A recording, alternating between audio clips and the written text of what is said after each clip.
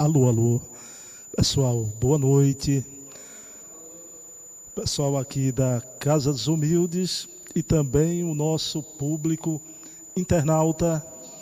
Pessoal que sempre está assistindo na nossa fanpage da Casa dos Humildes, da Associação Espírita Casa dos Humildes. E um abraço aqui, vejam bem que eu sempre dedico um abraço aos amigos das casas espíritas, não é? Mas hoje eu vou fazer diferente. Como a gente já está tendo um público, meu amigo Gustavo Mendonça que está ali sabe disso, a gente tem um público já fiel nas lives, né? Eu quero mandar um abraço para Silvério Pessoa, que sempre está assistindo, comentando. Um abraço também vai para as Minas Gerais, a minha querida amiga Angélica Machado e Ronildo Menezes, ambos lá de Minas Gerais. Angélica sempre entra comentando na nossa fanpage. Então, na noite de hoje, trazendo esses temas básicos do Espiritismo, hoje vamos estudar a pluralidade dos mundos habitados. A pluralidade dos mundos habitados na visão espírita. Então vamos iniciar a nossa reunião elevando o pensamento a Jesus, o nosso mestre amigo, o governador espiritual do planeta Terra. E agradecer a Jesus por essa oportunidade de estarmos nesse orbe de expiação e prova, esse casarão universal chamado Terra, que Ele aqui nos permitiu estarmos para evoluirmos, aprendermos as leis sagradas da vida, as leis morais, as leis espirituais que valem para todos os confins do universo. Então, pedindo permissão ao governador espiritual do planeta Terra, iniciamos a nossa reunião de estudo da noite de hoje sobre a pluralidade dos mundos habitados. E lembrando que a gente vai ter uma primeira parte e vamos parar no meio do estudo para termos uma entrevista. Essa entrevista de hoje vai ser interessante porque tivemos que gastar um pouquinho de ectoplasma para ela acontecer, mas eu vi que já tem ectoplasma suficiente, né? Então vai acontecer essa entrevista aqui. Pessoal, então, 5 princípios básicos da doutrina espírita: Deus, imortalidade da alma, a comunicabilidade dos espíritos com os homens, a pluralidade das existências, reencarnação, e por fim, a pluralidade dos mundos habitados. E vejam bem, o princípio da pluralidade dos mundos habitados está profundamente associado ao princípio da pluralidade das existências. Profundamente, como a gente vai ver aqui na noite de hoje. A pluralidade das existências, a reencarnação, situa você na vida, no plano físico, na vida. A pluralidade dos mundos habitados situa você no universo. No universo. Então vejam bem, por que a Terra haveria de ser o único planeta habitado do nosso sistema? Vejam bem, diante de fabulosas galáxias, sóis, estrelas, quando ela não é nem mesmo o centro desse nosso sistema Via Láctea. É isso que vamos ver aqui.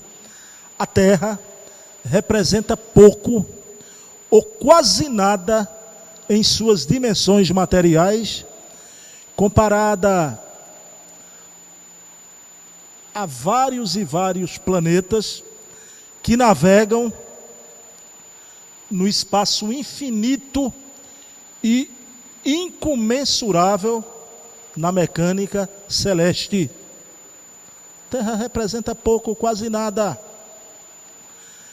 Então, são milhões de fabulosos sóis que a moderna astronomia não consegue contar, mas se avalia que são 200 milhões de sóis só na Via Láctea. Se não, vejamos a Terra comparada em suas dimensões espirituais com esses astros maravilhosos. O Sol, centro do nosso sistema, é 1.300.000 vezes, vejam bem, maior do que a Terra, o Sol. Mas esse mesmo Sol é milhões de vezes menor do que Antares, outro Sol. O brilho de Canopus, 80 vezes superior ao brilho do Sol. Desse Sol imenso Canopus. Vamos para os planetas. Urano, um planetinha irmão nosso, 70 vezes maior do que a Terra, que parece uma pequena laranja do nosso sistema. Júpiter, uma maravilha, 12 satélites conhecidos. Então, isso posto, perguntamos, por que o nosso pequenino e desajeitado planeta seria a razão de ser da vida universal diante de fabulosos sóis? Se avalia mais de 200 milhões de sóis. Então não é possível. Então recordamos, quando um homem de ciência, eu acho que vocês recordam-se dele, Carl Sagan. Ele tinha até um programa de televisão antigo chamado Cosmos. O título desse programa é também o título de uma de suas principais obras, Cosmos. Então, Carl Sagan afirma assim, na obra Cosmos: diante das estatísticas astronômicas de ordem de grandeza,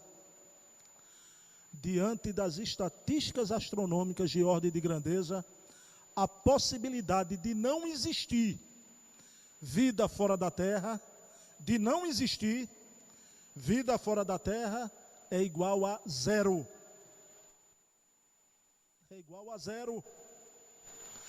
Aí recordamos quando um dia o governador espiritual do planeta Terra,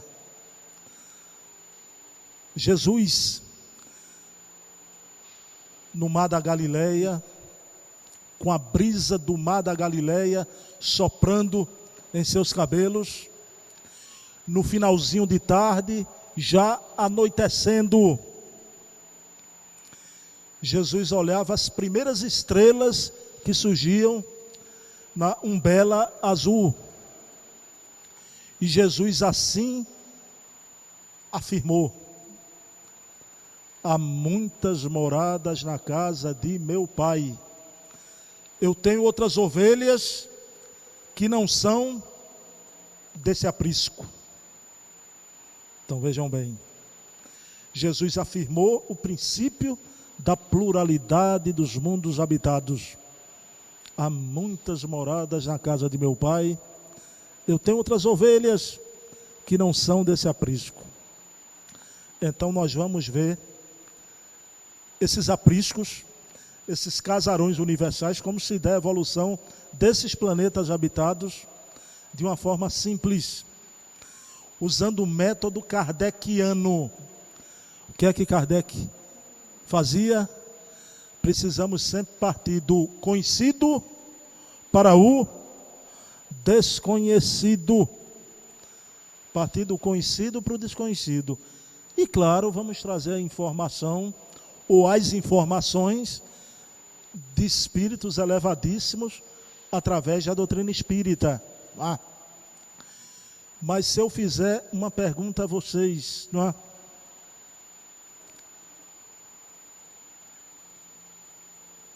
Quais são as 4 estações da natureza? Quantas são? 4. Todo mundo levantando a mão. 4. Né? São um ciclo quaternário. Primavera, verão, outono, inverno. É um ciclo quaternário. Vejam bem. Tudo na vida, prestem atenção, obedece esse ciclo quaternário. São 4 estações da natureza: primavera, verão, outono, inverno.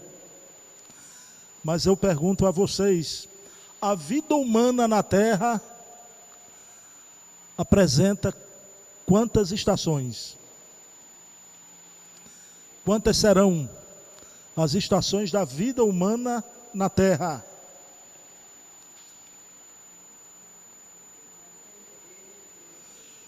Quatro estações. Quais são as 4 estações da vida humana na Terra? Primavera, verão, outono e inverno. Da mesma forma. Né? Então vamos ver isso, para entrar nos mundos habitados. Então, a nossa vida primavera é a época da infância e da juventude, o desabrochar para a vida. A primavera da vida. Eu me lembro muito do poeta Casimiro de Abreu, quando ele falava da sua infância assim, não é? Oh, que saudade que tenho da aurora da minha vida, da minha infância querida, que os anos não trazem mais. Quantas saudades eu sinto do lar paterno, não é? Oh, que saudade que tenho da aurora da minha vida. Então, a primavera da vida, o desabrochar. Segunda estação da vida humana na Terra. Segunda estação, o verão. O verão. Passa-se a infância e a adolescência, entra-se na juventude, que é a época do aprendizado. O Espírito vem e podemos falar melhor com a reencarnação. O reaprendizado. Aprender é recordar. Então, o aprendizado na Terra, então, é a época em que ele vai buscar amealhar as experiências, para quando ele entrar na terceira estação da vida, o outono, aí sim ele já está experiente. Mas o outono acontece uma coisa. O outono, alguns sonhos, no outono o que é que acontece nas estações da natureza? As folhas começam a cair. No outono, alguns anéis já se foram, alguns sonhos que temos nessa estação já morreram. Eu tenho 51 anos de idade, eu estou no outono, viu? Não cheguei no inverno ainda. Então, o outono morreram já alguns sonhos. Eu tenho sonhos que eu tinha antes, que eu sei que eu não vou realizar mais nessa existência. Né?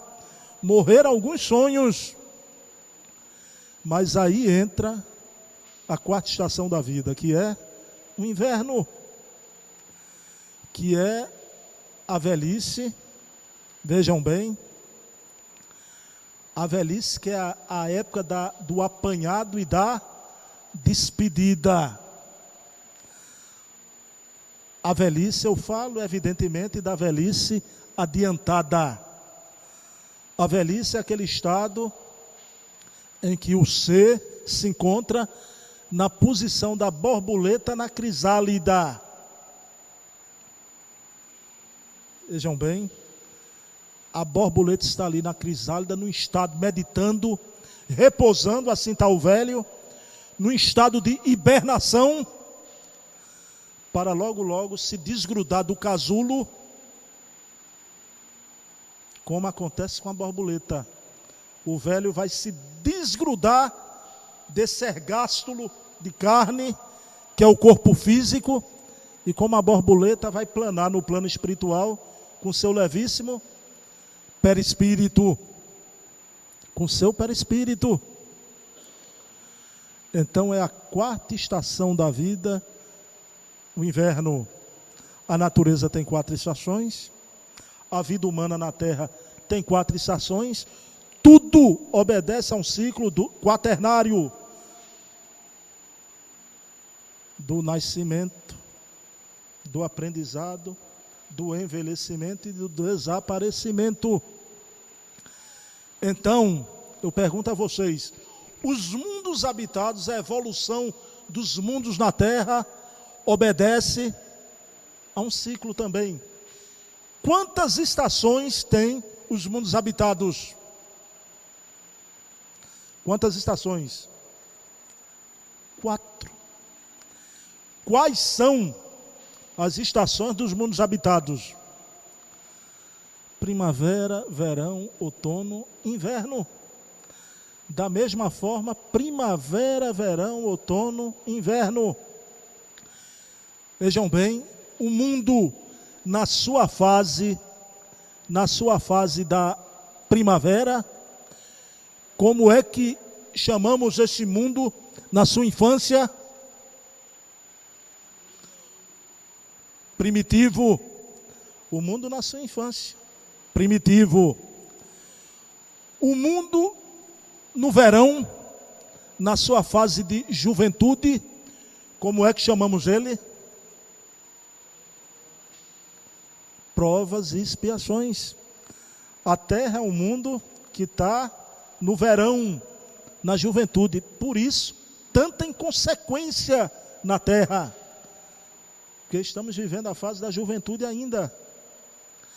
A terceira fase, que é a do aprendizado, com mais experiência.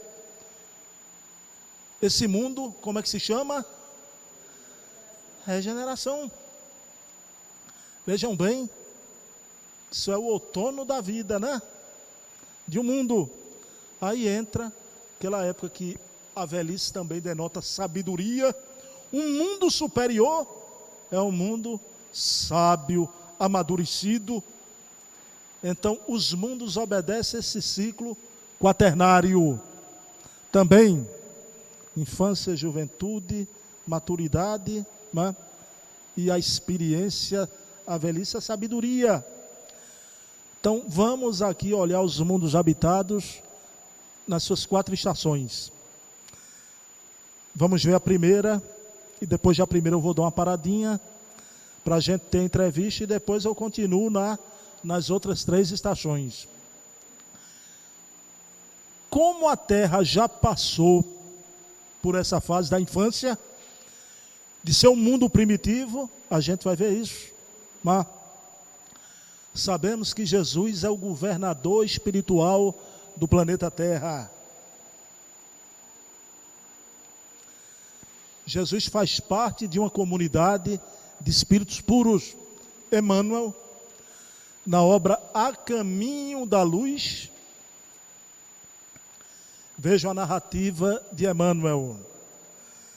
Segundo rezam as tradições do mundo espiritual, na direção de todos os fenômenos do nosso sistema, existe uma comunidade de espíritos puros e eleitos pelo Senhor Supremo do Universo, em cujas mãos se conservam as rédeas diretoras da vida de todas as coletividades planetárias. Nessa comunidade de seres angélicos e perfeitos, Jesus é um dos membros divinos. Caminho da Luz. Jesus é o governador espiritual do planeta Terra. Então foi Jesus que com seu psiquismo superior imprimiu na nebulazinha que ia dar formação à Terra o moto próprio dos seus primeiros impulsos, seus primeiros movimentos. Jesus, o arquiteto divino, imprimiu na nébula, com seu psiquismo superior, seus primeiros impulsos. E naquele primeiro momento, imagina a beleza, a criação da Terra. Allan Kardec, na pergunta 236 de O Livro dos Espíritos, Allan Kardec faz a seguinte pergunta à espiritualidade superior: nesse estado, a Terra era desprovida de belezas naturais? Tudo ali nascendo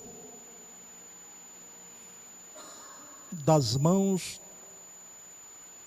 do psiquismo de Jesus. A Terra era desprovida das belezas naturais? Espírito de verdade responde a Kardec: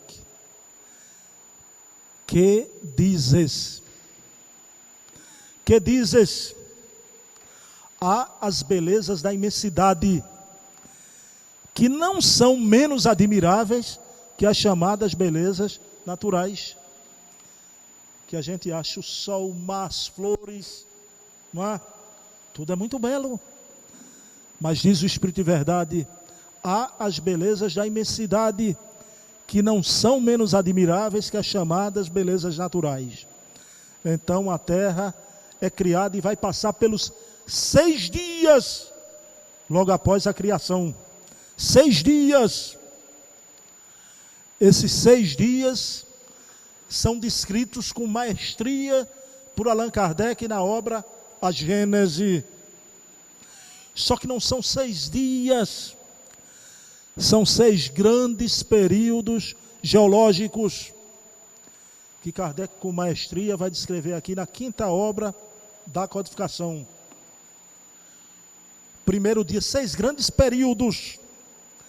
Primeiro período, período primário. Aparecem os primeiros seres vivos. Não, período primário, resfriamento e solidificação da Terra. Resfriamento e solidificação foi o primeiro período primário. Segundo período, de transição. De transição. Período primário, resfriamento e solidificação. Segundo período de transição, surgem os primeiros seres vivos. A vegetação é composta de cogumelo, líquens, musgos. Por toda parte a vida se manifesta, logo que são propícias as condições. Desse período de transição, segundo, terceiro período, período secundário. A vegetação é colossal, imensa.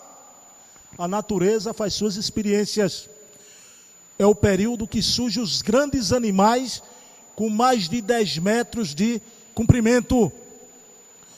O ictiosauro, o teleossauro, o megalossauro. Tudo é imenso. Quarto período, depois do secundário, primário, de transição, secundário, período terciário. Houve o deslocamento das massas líquidas e o levantamento da crosta. Surgem as primeiras montanhas e elevações. As primeiras montanhas e elevações. Quinto período, o período diluviano.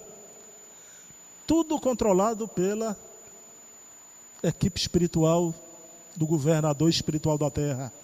Período diluviano, houve o grande cataclisma que pôs fim aos grandes animais. Pôs fim aos grandes animais. Tudo isso para surgir o período seguinte. Período pós-diluviano, o sexto dia. O que é que Moisés narra lá no sexto dia? O que é que foi feito no sexto dia? Foi feito? O homem. E as mulheres também, viu? Então vejam bem. No sexto período, o homem parecia um símio. O homem de Procônsul aparece na África há 25 milhões de anos.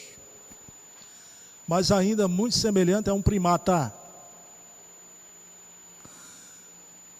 Quando pela primeira vez aparece o Homo erectus, veja bem, há 500 mil anos, chamado também Homem de Pequim. Ele nasceu naquela região ali, o Homo erectus, mas ainda não é nosso parente mais próximo. Depois vai aparecer o nosso parente mais próximo, o Homo sapiens. 150 mil anos, pessoal, é muito pouco tempo. É muito pouco tempo. 150 mil anos.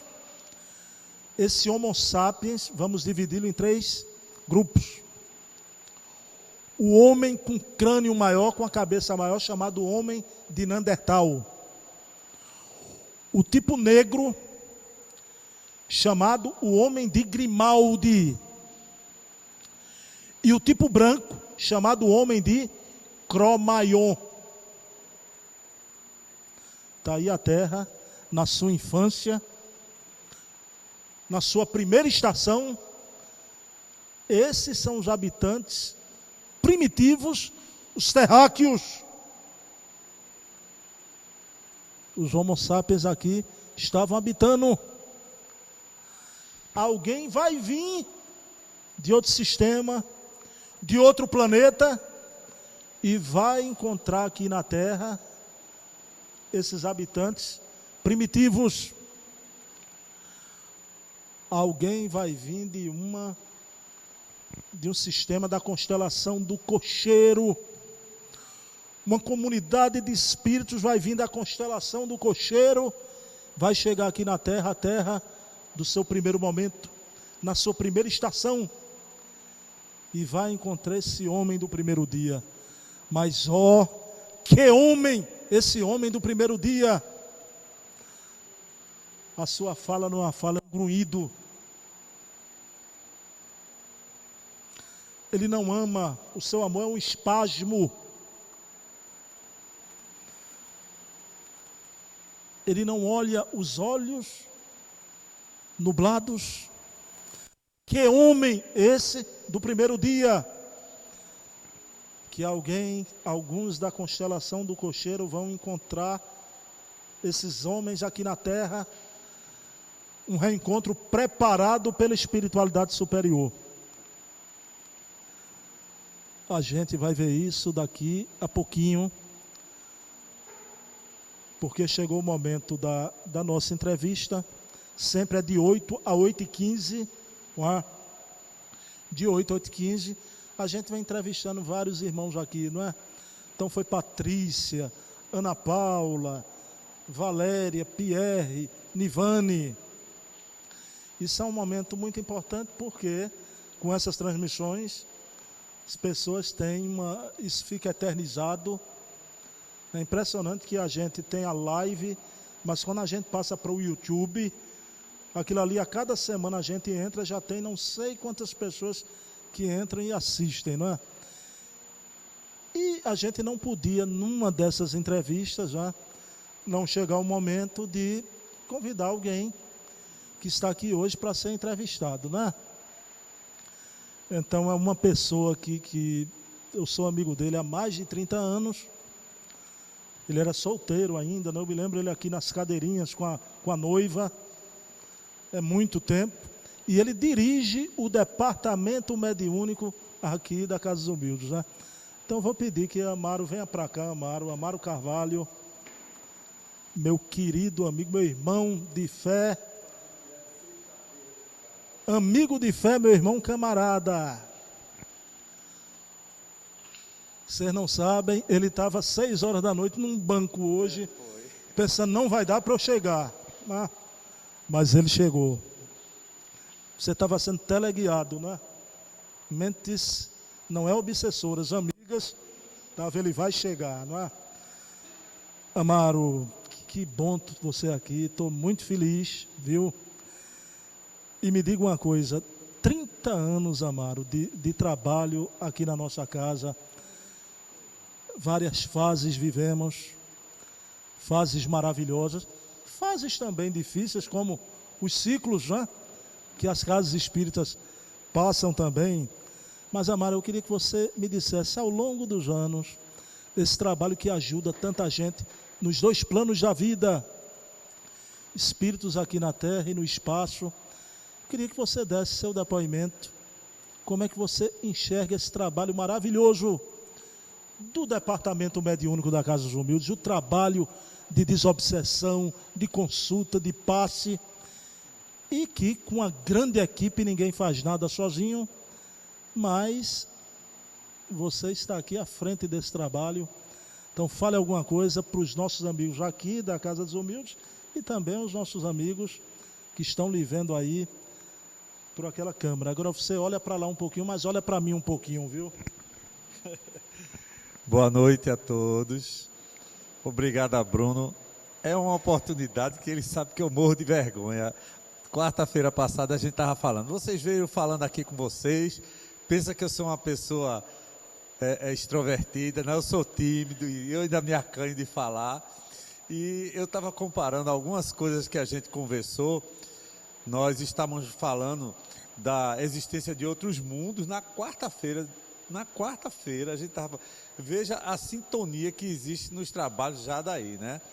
E também surgiu essa história de que eu disse, olha, às vezes você bota uma pessoa para falar, por exemplo, que pensa que ela não é tímida, eu mesmo sou tímido. E a gente retorna esses assuntos hoje na sexta-feira, mas eu também vou tirar um trecho daquilo que eu falei. Para mim vai ser mais fácil falar hoje, pelo que a gente já conversou na quarta-feira, pelo seguinte: à medida que a gente vai chegando saindo do outono para ir para o inverno, já sentindo um friozinho já, a gente vai percebendo com mais clareza o que representa uma casa espírita na vida dos frequentadores, na vida daqueles que têm isso aqui como um porto seguro, na vida daqueles que vêm aqui. Esse pensamento tem me ocorrido nos últimos tempos, através das doutrinações e através das conversas que a gente tem com o departamento, de que isso aqui é uma estrada de Damasco na vida de muitas pessoas que querem encontrar Jesus.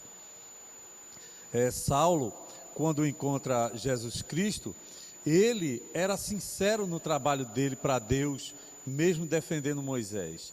Ele tinha uma seriedade de propósito, ele era uma pessoa convicta naquilo que ele fazia.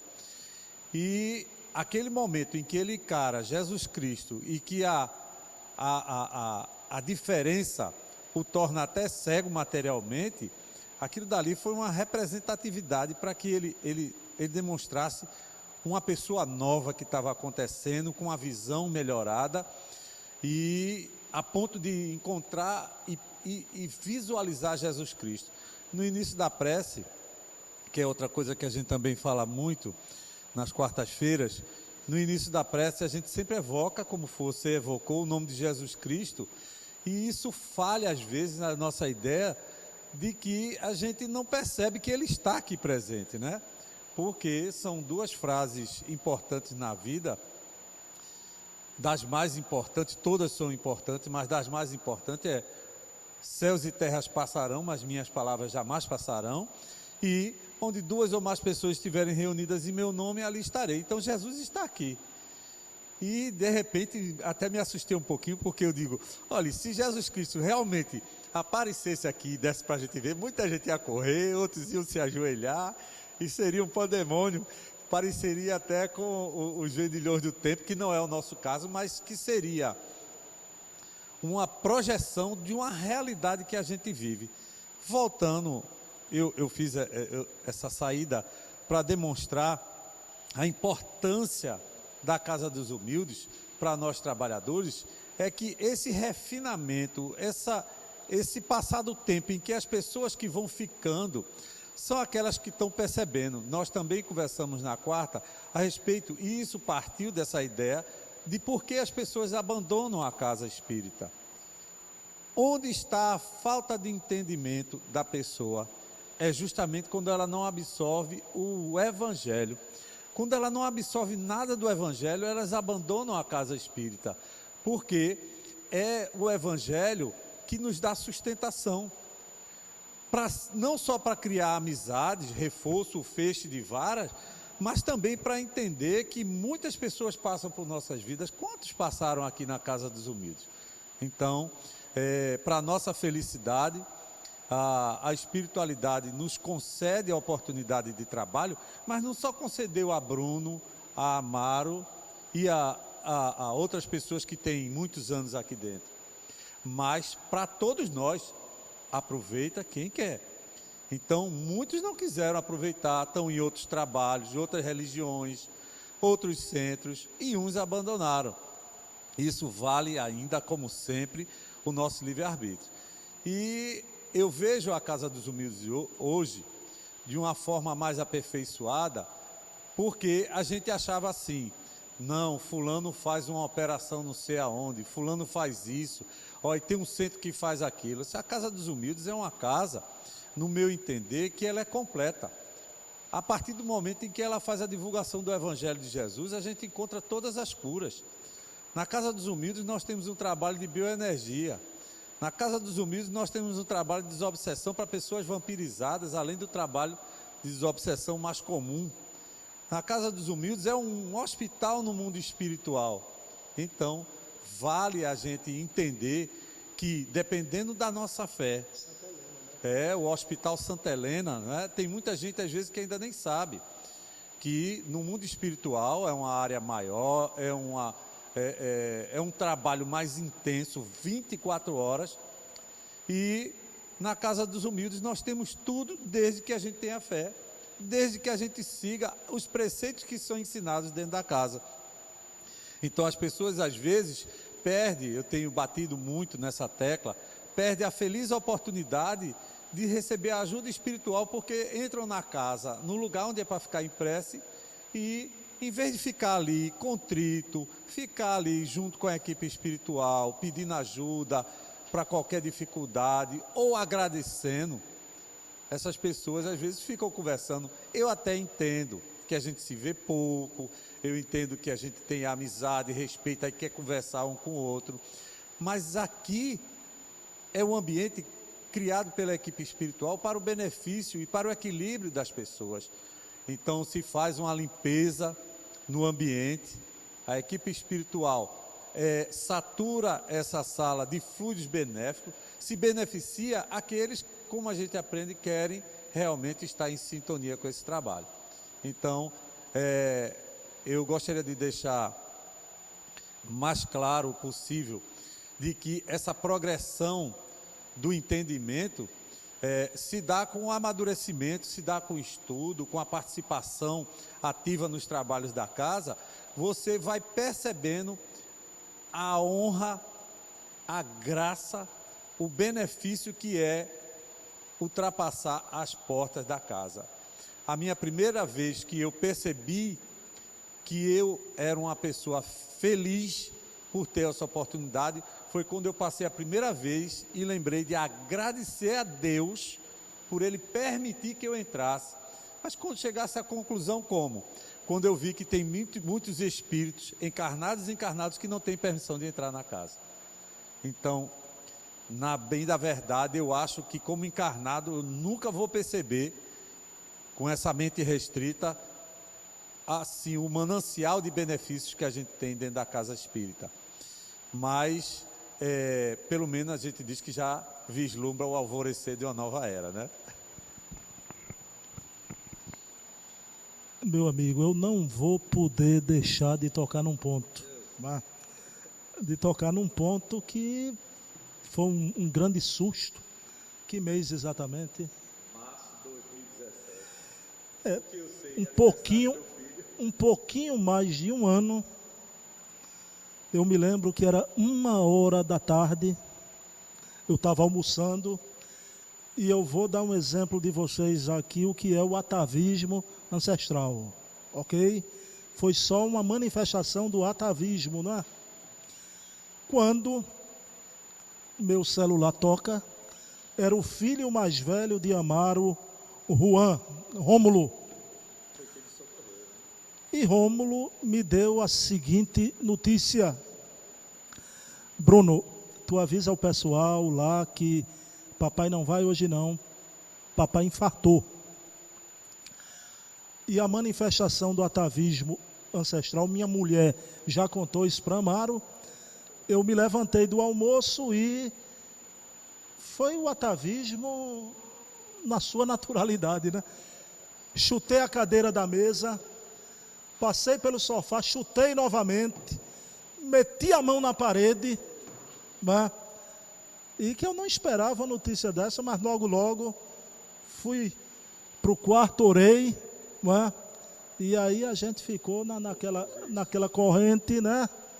A gente tomou jeito de espírita depois da manifestação do atavismo ancestral. Mas, Amaro, depois desse infarto, essa volta é numa nova dimensão. Como é que acontece isso? Você volta para a casa dos humildes para continuar o trabalho. O homem renovado de Paulo, você falou bem, mas quem passa por uma experiência como essa, né? Volta com mais gosto, com mais disposição. Conta isso para a gente. Como essa nova dimensão depois de ter quase ido. Botei o pé lá, né? E não foi, não é? Eu sempre tinha uma brincadeira de dizer com os trabalhadores que no dia que a gente desencarnar, tem algumas pessoas que não percebem o desencarne. E se acontecesse comigo, eu viesse trabalhar, já pensou, estou aqui falando com vocês, na realidade não sou eu que está falando, é outro orador no meu lugar, e eu estou aqui falando, de repente chega alguém junto e diz assim: Amaro, sinto te dizer, mas você desencarnou. E eu sempre brincava com o pessoal dizendo isso nas quartas-feiras. Porém, isso tudo, eu sou uma pessoa assim, eu nunca gosto de levar a coisa com muito peso. Eu sempre procurei usar o bom humor, a brincadeira. Eu saí da sala de cirurgia, porque é quase uma cirurgia, o cateterismo, né? Eu fiz o cateterismo, eu saí da sala brincando com meus familiares, aí eu olho para um lado, está meu menino chorando, o outro chorando, minha esposa, meu cunhado, aí... E eu saí na maca, e eu comecei para brincar, para mostrar a ele que eu estava muito bem, graças a Deus. Eu comecei a fazer assim, dizer que eu estava dirigindo a maca, e o cara rindo para se acabar, o enfermeiro. E eu tive um pouco disso. No momento, eu falei inclusive isso em público, primeiro de tudo eu disse para o pessoal: gente, vocês estão me vendo? Aí todo mundo riu, porque lembrou do que eu dizia: vocês estão me vendo? Para eu não estar desencarnado e estar aqui enganado. Aí todo mundo riu, disse: eu tinha que dizer isso, porque é meu jeito, meu bom humor é dessa forma. Segundo, quando eu já senti uma dor do lado esquerdo, suando muito, estava muito ofegante, e que eu cheguei na sala de cirurgia, o cara botou um tubo aqui no meu braço e começou a catucar para lá, catucar para cá, e daqui a pouco, quando ele disse assim: agora você está bem, vai melhorar, e a dor dobrou, eu disse: eita, botei os dois pés do outro lado, eu só estava com um, e eu disse assim: doutor, eu não estou suportando a dor, dobrou, eu estou com muita dificuldade. Ele: não pode, a gente está dando morfina para você. Aí quando eu pedi a ele, e vi eles batendo papo, as pessoas em volta, a primeira coisa que eu fiz foi procurar ver pessoas estranhas de lado de mim. Se chegasse alguém e dissesse assim: ô meu filho, a gente veio lhe buscar, bom ou ruim, eu já sabia que eu tinha passado do outro lado. E você diz assim: Bruno, sabe o que foi importante para mim? Foi perceber, sabe o quê? Como os ensinamentos vão fazendo parte da nossa vida, nas nossas reações de verdade. Isso foi o mais surpreendente para mim, sabe? Eu não mudei da água para o vinho. foi uma crescente. Uma coisa que me chamou muita atenção foi exatamente você, a partir daquele momento, eu perceber melhor a felicidade que era vir para a Casa dos Humildes. Né? Foram 2 detalhes. O outro foi bobinho, que eu passei a gostar. Eu já era fã de sopa, sou mais fã de sopa ainda. E o outro foi esse, eu passei a dar um valor maior do que eu já dava, do que eu me expressava. E a cada trabalho para mim é uma bênção. A cada oportunidade de trabalho é uma felicidade que a gente constrói. Eu costumo dizer que a gente tem um trabalho que faz a felicidade dos outros e isso baseia a minha felicidade. Então, não foi uma coisa drástica, foi uma coisa progressiva. A gente já tinha mais do que entendimento para perceber isso tudinho, porém, eu continuei, isso daí continuou crescendo em minha alma, a alegria que é trabalhar na casa espírita. As dificuldades que a gente encontra, a gente, graças a Deus, tem encontrado alento dessa forma, sabendo como isso é bom. Meu amigão, fica aqui registrado esse abraço, viu? Ele estava até com medo da gente não fazer essa entrevista. Não até Amaro Carvalho, até sempre. De um jeito ou de outro eu volto aqui. E se for possível, foi uma honra trabalhar com Amaro Carvalho. Se for possível, em novas existências na carne. Mas, porque isso aqui foi um reencontro que eu tive na vida, eu não tenho dúvida disso, viu? Amo você, vá-se embora, volta ali pro... Pessoal, então, Amaro, quando me narrou essa saída dele, ele botou 2 estentes, né? E quando ele olha, ele diz que começa a abrir o olho, começa a reparar o pessoal passando, né? E ele disse que sossegou também, ele me contou da outra vez, quando viu a enfermeira conhecida, aí ele disse, bom, eu continuo na terra ainda, né? Mas veja bem, quem abre os olhos assim e começa a procurar enxergar, deixa eu ver quem é que eu estou vendo, isso aí para mim tem uma expressão somente, né? É um homem de bem, que acorda depois de saber o que estava passando, né? E vai, quem é que está aqui, quem veio, tem alguém, sem nenhum susto, né? Sem nenhum susto. Pessoal, então, dando continuidade, a gente viu aqui que os mundos habitados passam pelo ciclo quaternário. Primavera, verão, outono e inverno, como a natureza, como a vida humana, infância, juventude, amadurecimento e velhice. A gente já viu a primeira fase da Terra, o mundo primitivo, o mundo na sua infância.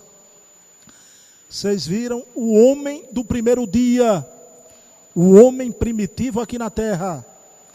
Mas acontece que na constelação do Cocheiro, num planeta chamado Capela, espíritos que estavam passando por um processo igual à Terra, está passando hoje. Estavam vivendo uma grande transição. Aquele planeta deixaria de ser um planeta de expiação e prova para ser um planeta de regeneração. E alguns espíritos não podiam continuar lá. Então vejam bem, aqueles espíritos estavam em Capela, foram descobertos na Lava Jato de Capela, estavam semeando guerras, atingindo crianças em Capela. E a comunidade sideral pegou aquele grupo todo e disse, não vão mais ficar aqui, porque chegou o momento de Capela dar um salto evolutivo. E eles vieram no degredo aqui para a Terra. Emmanuel narra de forma impressionante esse degredo. Na ampulheta do tempo, pela noite dos milênios, deixariam para trás todo mundo de afetos.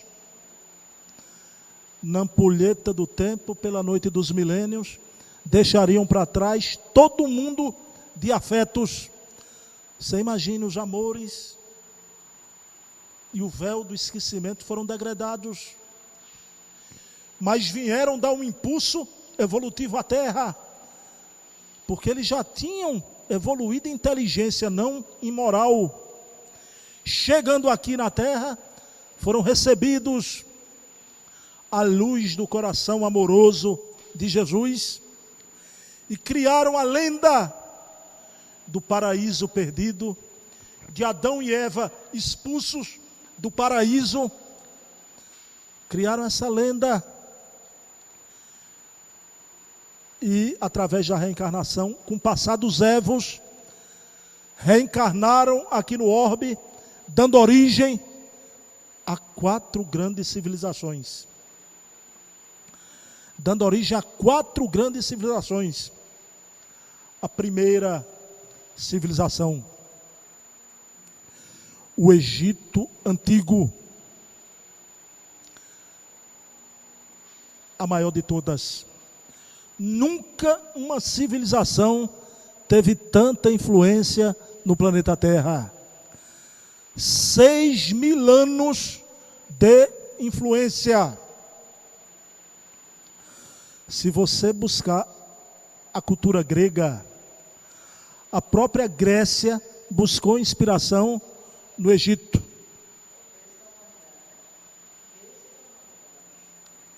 O berço da humanidade.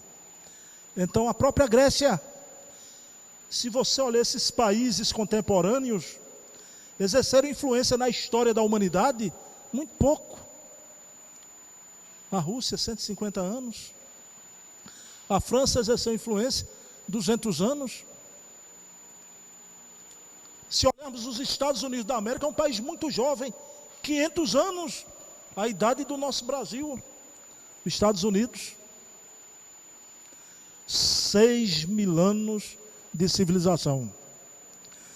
E se você prestar bem atenção, você olhar os monumentos do Egito Antigo, a esfinge, todos os monumentos têm a face com o olhar perdido para o horizonte.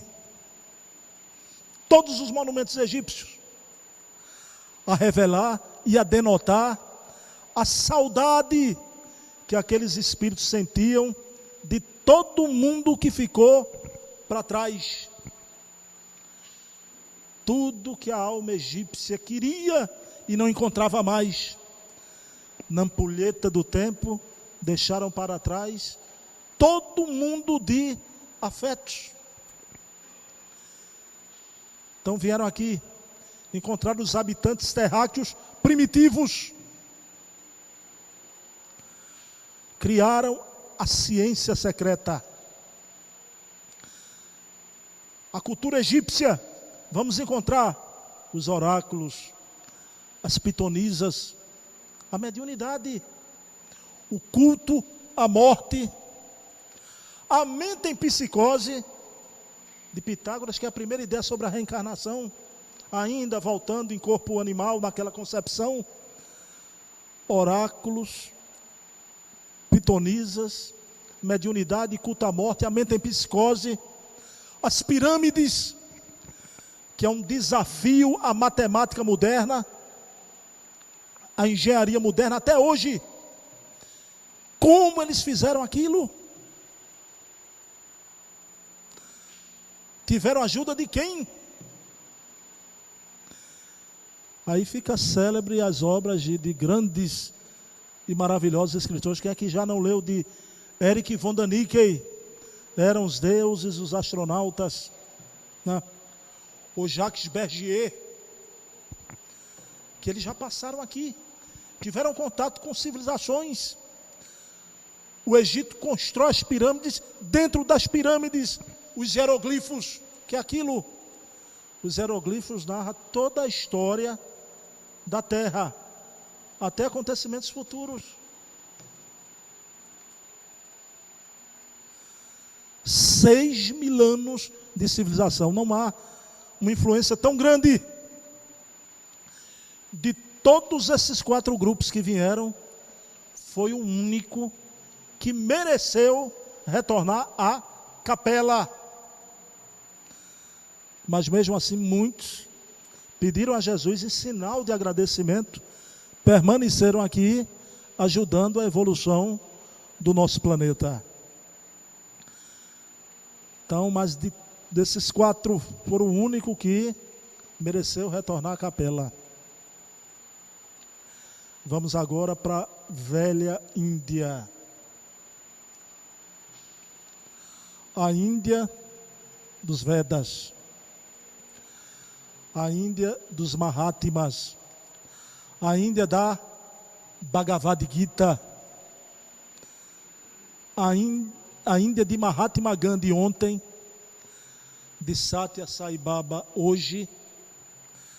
A velha Índia, Mahatma Gandhi,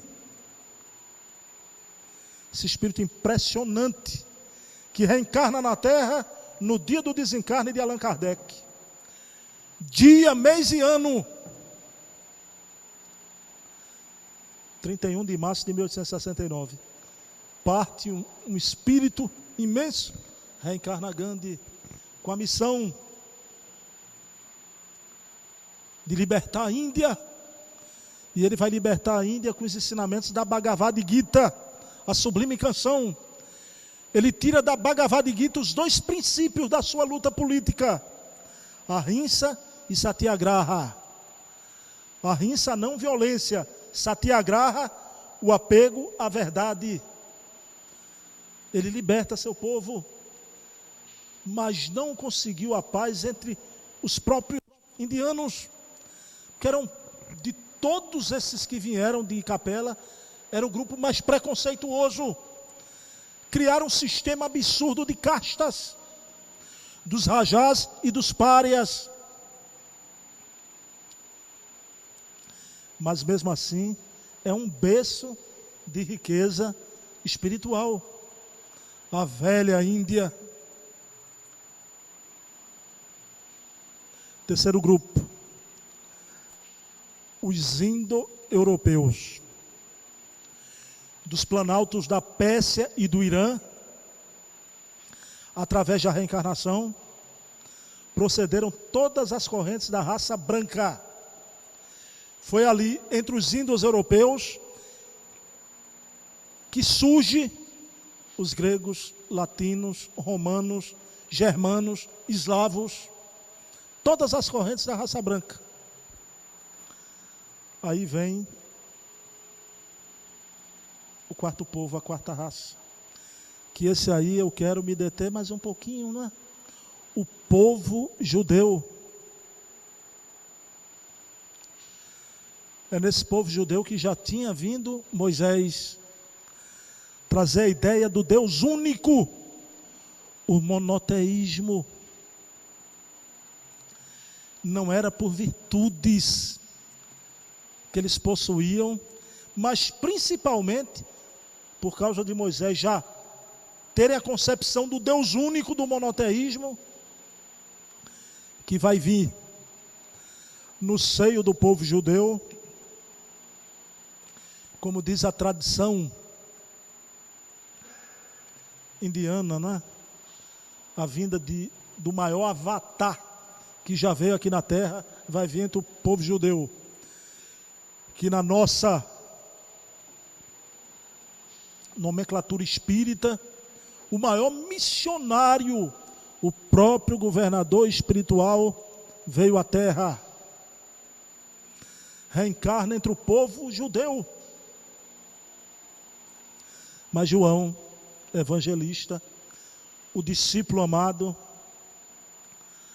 aquele que colocou a cabeça no peito de Jesus, João, o apóstolo, falou o seguinte sobre a vinda de Jesus no povo judeu.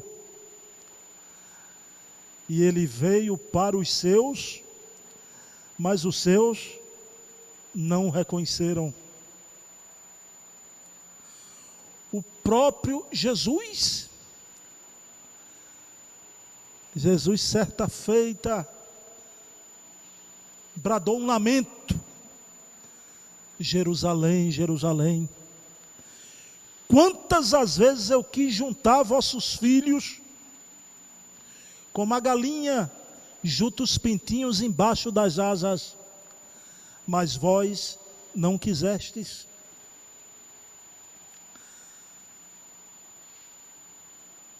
Até hoje esperam a vinda do Messias. Até hoje. E o Messias já veio.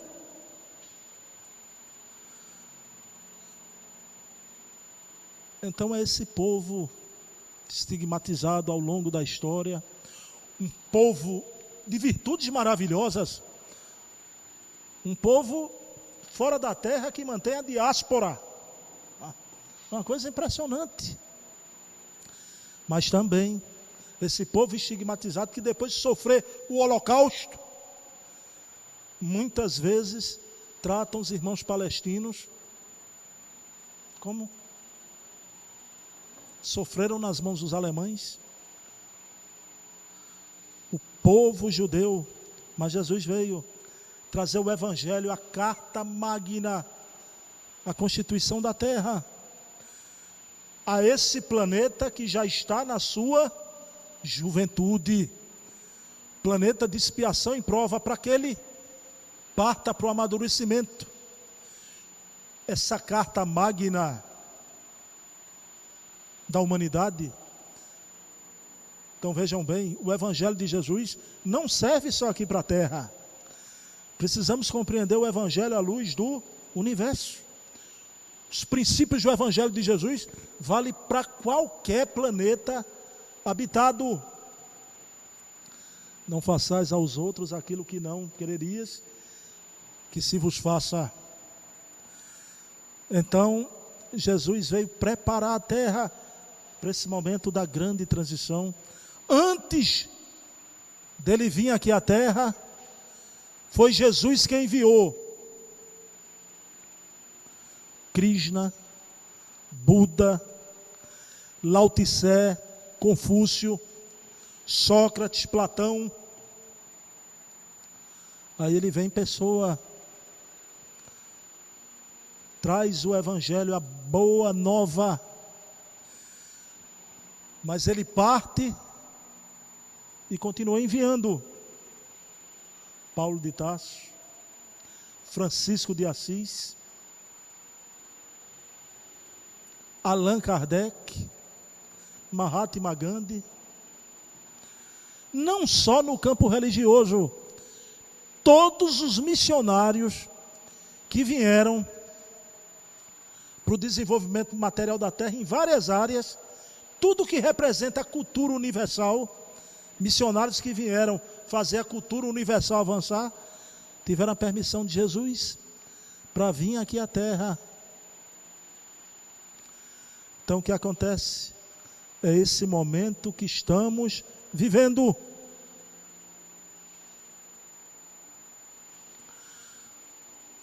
E onde, infelizmente, numa falta de compreensão, nessas discussões hoje, tão ao sabor e do gosto da cultura contemporânea, onde vivemos o momento da relativização moral, nem a figura de Jesus é respeitada.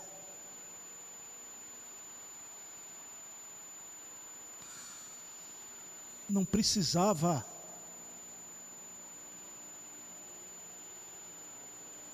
Não precisava.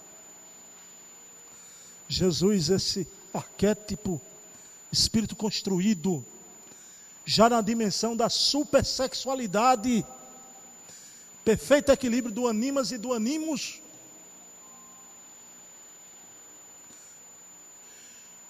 Jesus não foi isso, nem aquilo outro. Jesus está fora de qualquer parâmetro.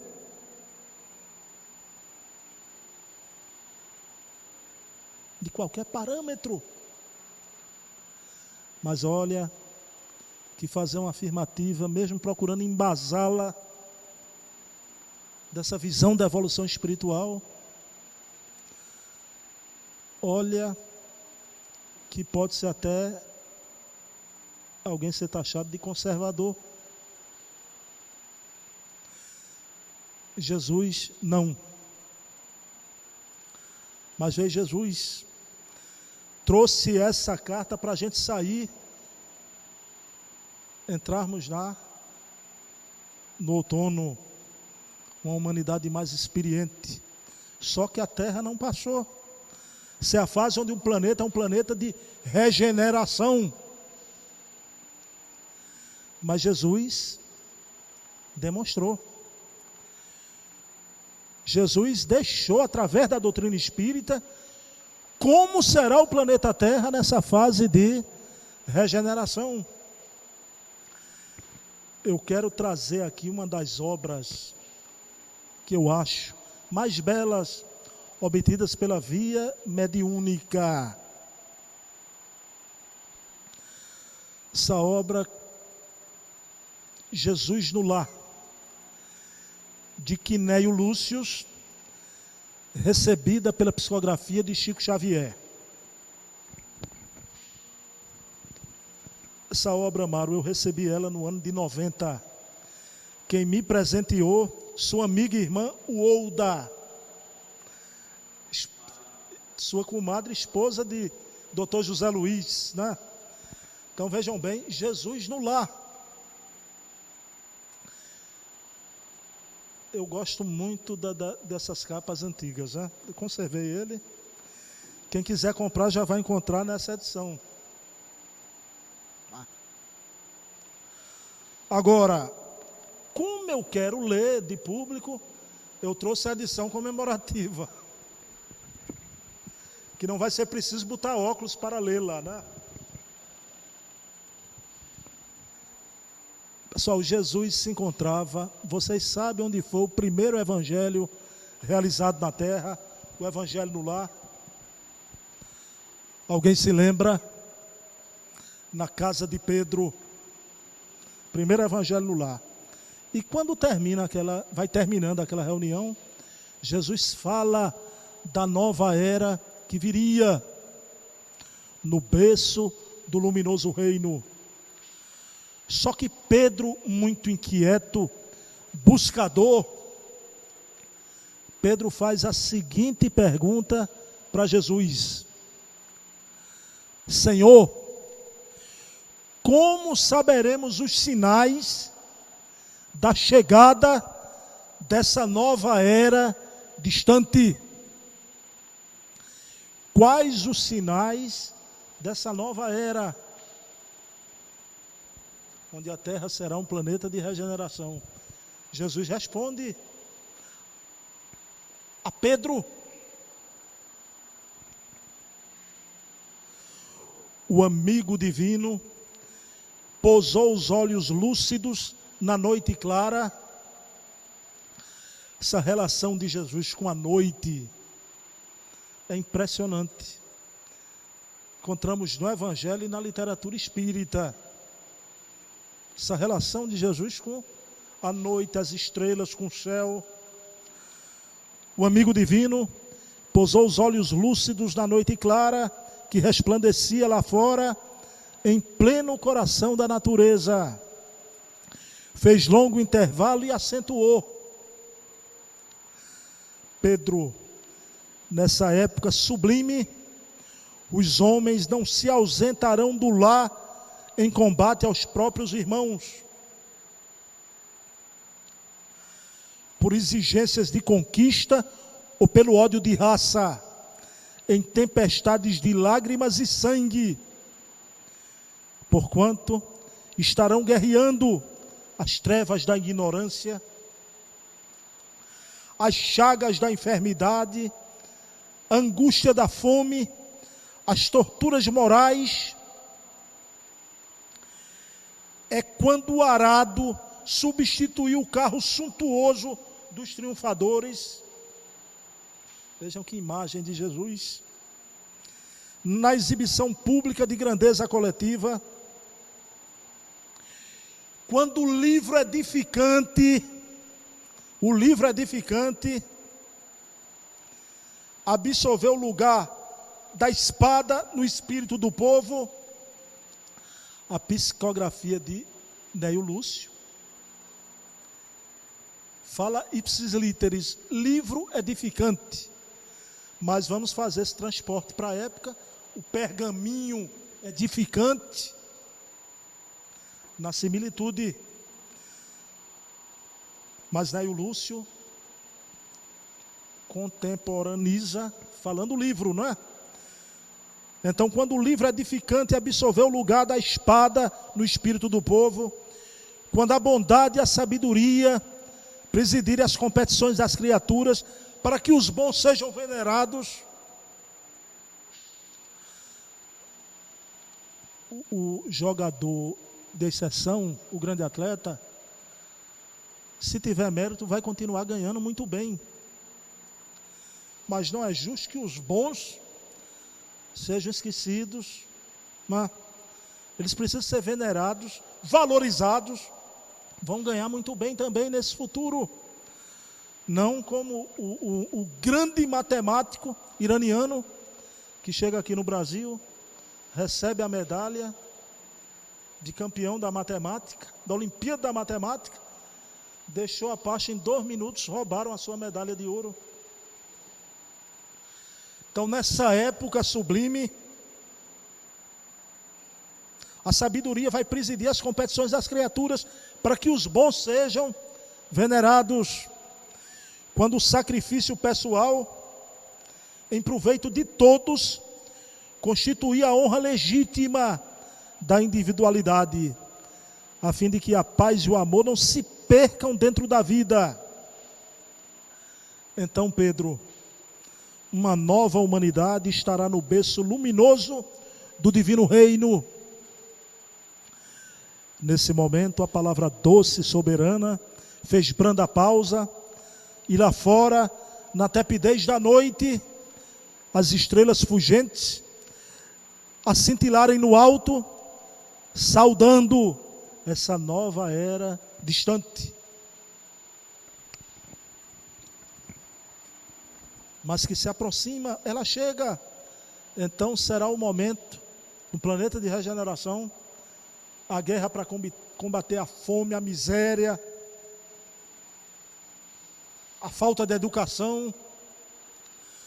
Aí a Terra um dia, como todos os outros mundos, vai atingir, fechando o ciclo quaternário, vai ser um mundo superior. Onde teremos as curas de todas as doenças, os problemas sociais resolvidos,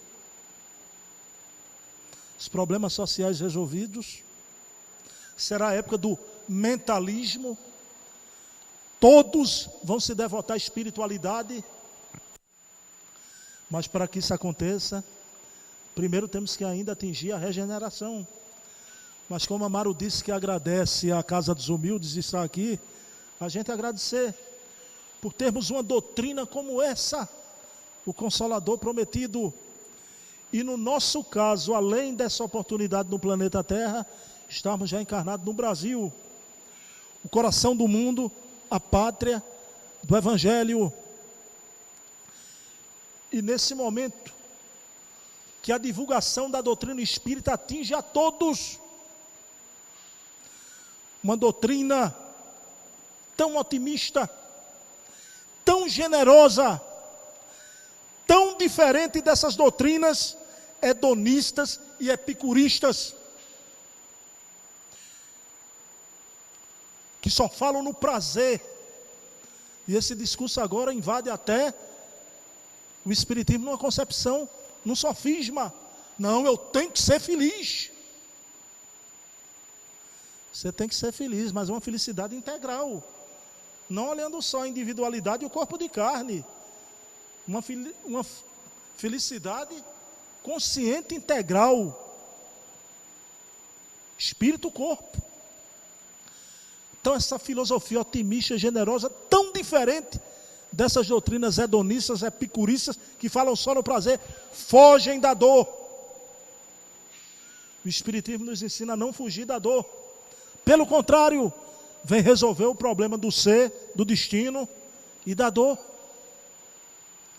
Vem resolver, como nenhuma outra.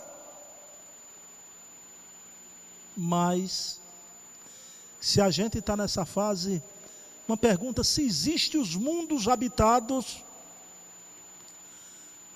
por quê? Por qual razão nós não entramos em contato ainda com esses mundos habitados? Por quê? O Emmanuel vai explicar para a gente por quê.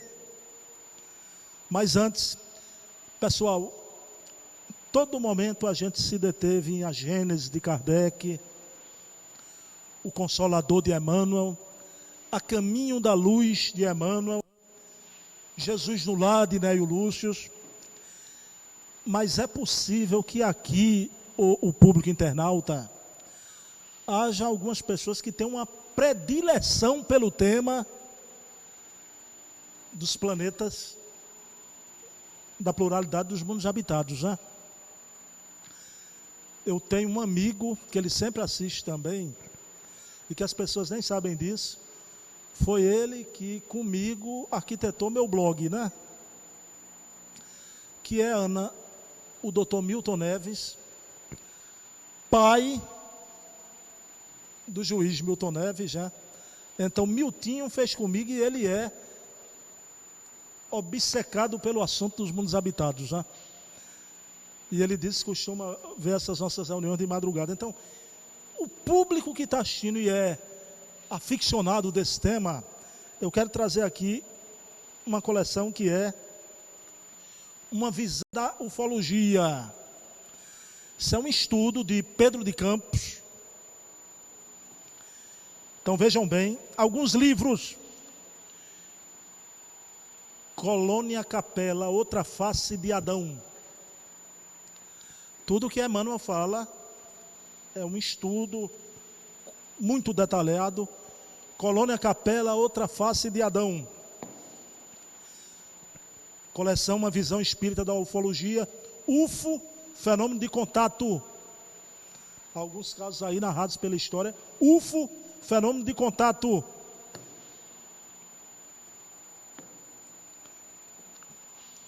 Um vermelho encarnado no céu. E o universo profundo, seres inteligentes e luzes no céu. São muitos os relatos. Então, caças brasileiros foram perseguidos por luzes. Isso foi o maior caso aqui no Brasil, referente a essas luzes do céu, né? Então tá aí, pessoal, eles estão aqui. A pergunta: vocês sabem por que a gente ainda não teve um contato interplanetário? No dia 6 de agosto, há mais de 70 anos atrás,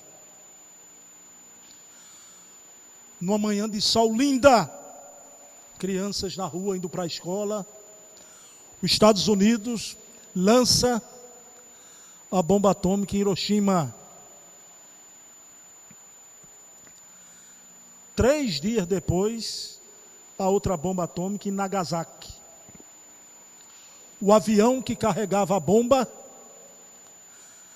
se chamava Fortaleza Enola Gay. Enola Gay era a mãe do piloto. Imagine.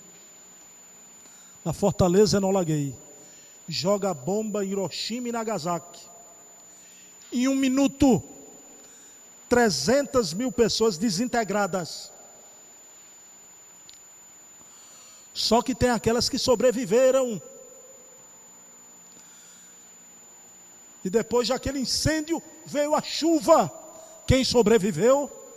Graças a Deus. Só que não era chuva. Era estrôncio 900. Uma chuva negra e ácida que caía arrancando a pele. A pele pingando. Isso aconteceu ontem aqui na Terra, na nossa casa. Um país jogando bomba no outro país.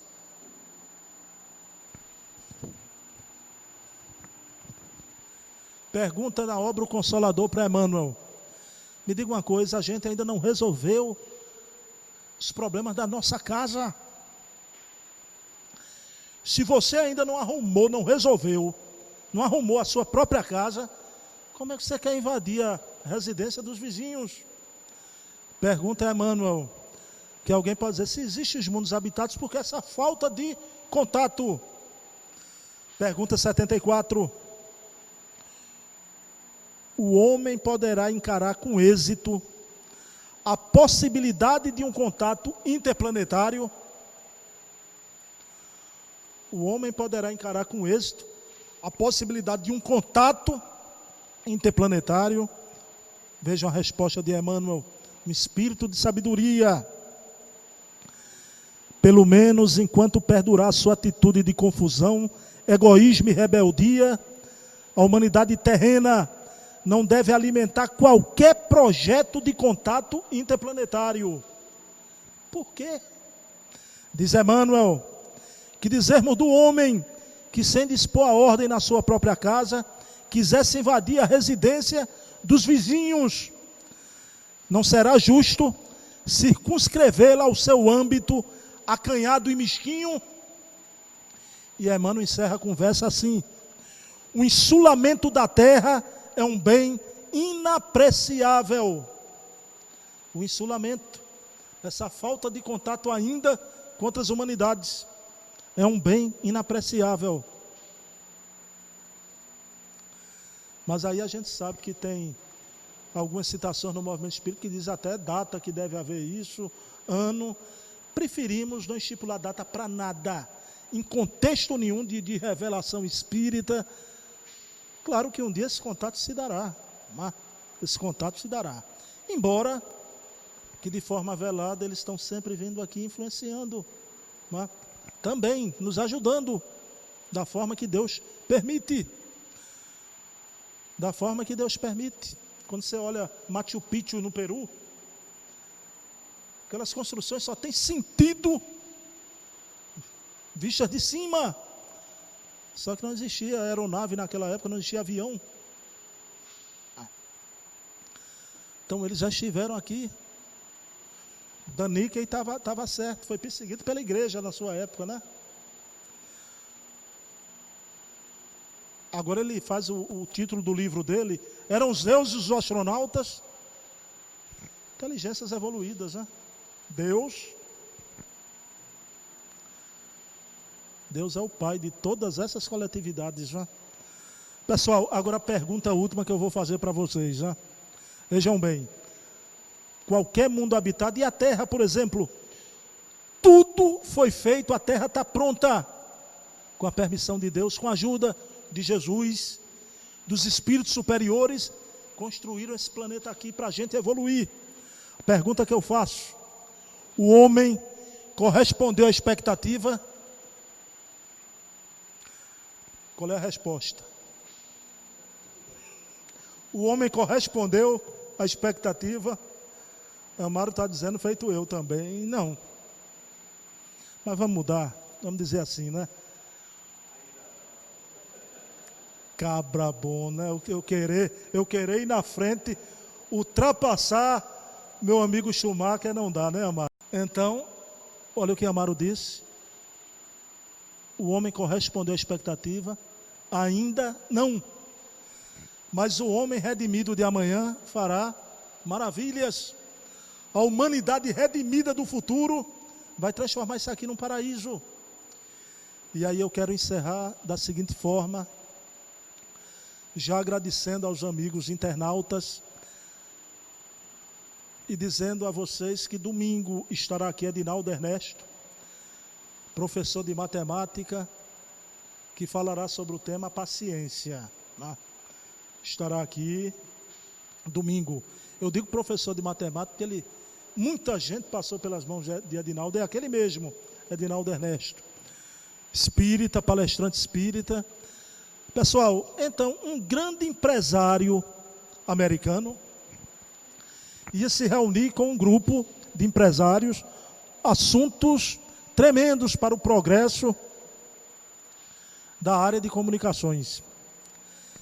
Só que ele estava presente ali na sua residência, ele ia entrar no escritório, o seu filhinho, um petis de 7 anos de idade, que entra, papai, vamos brincar, papai, vamos brincar.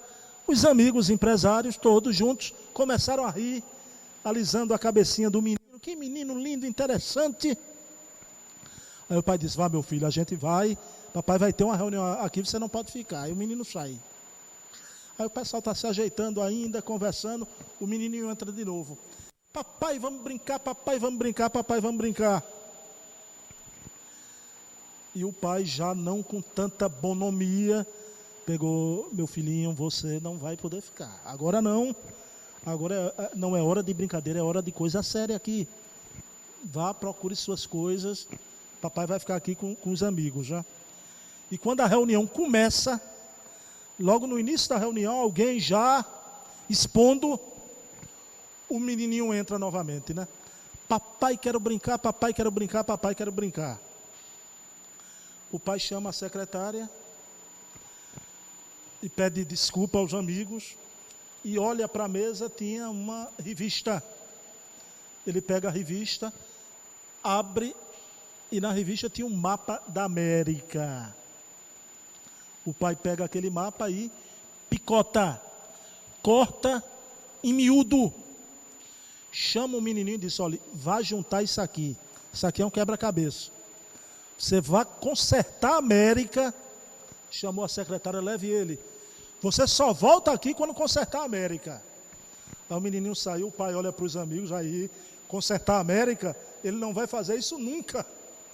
Quem é que pode consertar a América? Passam 10 minutos, a reunião ainda no momento mais sério, o menininho entra. Papai, consertei a América, papai, consertei a América, papai, consertei a América. Todo mundo se entreolha, como? E o pai olha, está lá o mapa pronto da América. A secretária fez, eu não fiz nada, eu não ajudei em nada. E o pai pergunta, meu filho, como foi que você consertou a América? Ele diz, muito fácil, papai. Do lado de trás do mapa da América, tinha propaganda, a fotografia de um homem com paletó. Então o menininho disse, foi muito fácil. Eu fui juntando olho com olho, nariz, boca, pescoço. Papai, primeiro eu consertei o homem. Consertando o homem, eu consertei a América. Pois é isso. Queremos a paz no mundo. Consertemos primeiro o homem. E como a Casa Espírita oportuniza isso, como Amaro tão bem falou. Então, consertar primeiro o indivíduo. A revolução dos grandes espíritos que passaram pela Terra não era uma revolução social de fora para dentro. Era a revolução individual do indivíduo. Porque a partir do momento do indivíduo reformado, o todo, também cada indivíduo, o todo será reformado. É impressionante.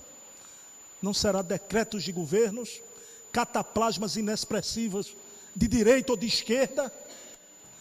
A grande revolução é a revolução individual. Jesus precisa da gente para essa transformação da terra, para essa revolução. Para a evolução dele, não. Mas claro que ele precisa da gente, para que nós possamos mudar isso aqui para uma coisa melhor.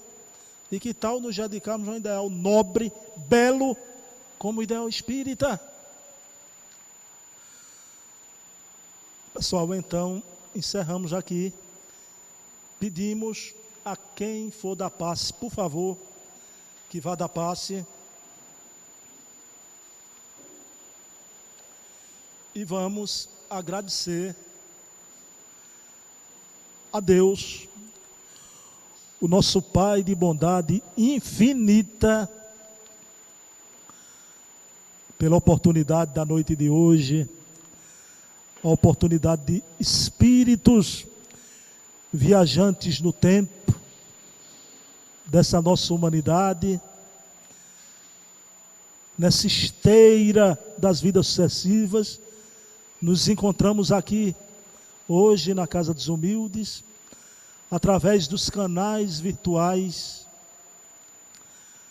Agradecemos a presença do querido amigo e irmão Amaro Carvalho, que ele continue com esse devotamento abnegação, com essa coragem de não abandonar jamais o ideal. Possamos todos nós, juntos, colaborar pela casa dos humildes, mas pela causa espírita, através daquele exemplo de todos os mestres, que não é a porta larga do ser feliz sem bases ou em bases falsas, é a da porta estreita, que se referia a Jesus, onde só passa um, mas com a devida dieta espiritual, da renúncia às coisas que não servem mais, para que possamos experimentar das coisas que sabem a verdade, que são as tuas coisas, Jesus, que são as coisas espirituais. Então, pedindo permissão à equipe espiritual do Dr. Bezerra de Menezes, pedindo permissão a Jesus, o amigo incondicional de nossas vidas, encerramos a nossa reunião da noite de hoje. Paz e bem, que Jesus amanheça em nossos corações. Muita paz.